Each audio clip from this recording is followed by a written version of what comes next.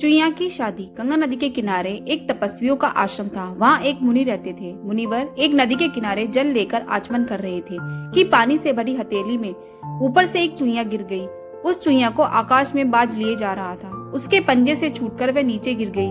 मुनि ने उसे पीपल के पत्ते पर रखा और फिर से गंगा जल में स्नान किया। चुईया में अभी प्राण शेष थे। उसे मुनि ने अपने प्रताप से कन्या का रूप दे दिया और अपने आश्रम में ले आए। मुनि पत्नी को कन्या अर्पित करते हुए मुनि ने कहा कि इसे अपनी ही लड़की की तरह पालना।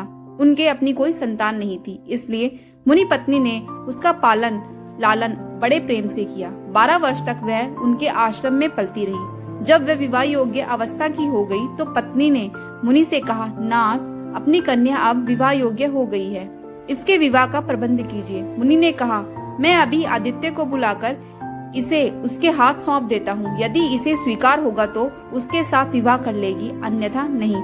मुनि ने यह त्रिलोक का प्रकाश देने वाले सूर्य पति रूप में स्वीकार है।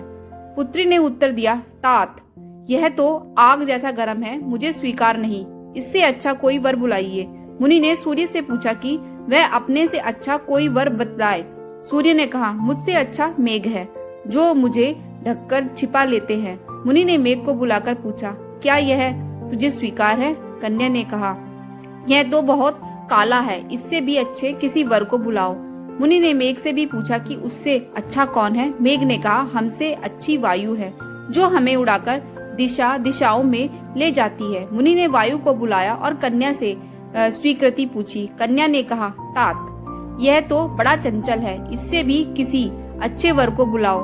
मुनि ने वायु से भी पूछा कि उससे अच्छा कौन है? वायु ने कहा, मुझसे अच्छा पर्वत है, जो बड़ी से बड़ी आंधी में भी स्थिर रहता है। मुनि ने पर्वत को बुलाया तो कन्या ने कहा, तात, यह तो बड़ा कठोर और गंभीर है, इससे अधिक अच्छा कोई और वर बुलाओ। मुनि ने पर्वत से कहा कि वह अपने से अच्छा कोई वर सुझाए।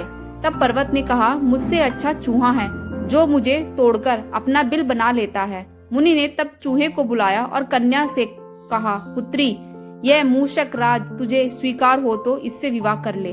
मुनि कन्या ने मूषक राज को बड़े ध्यान से देखा। उसके साथ उसे विलक्षण अपनापन अनुभव हो रहा था। प्रथम दृष्टि में ही वह उस पर मुग्ध हो गई और बोली, मुझे मूषिका बनाकर मूषक राज के हाथ सौंप दीजिए। मुनि ने अपने तपोबल से उसे फिर चूहिया बना दिया और चूहे के साथ उसका विवाह कर दिया।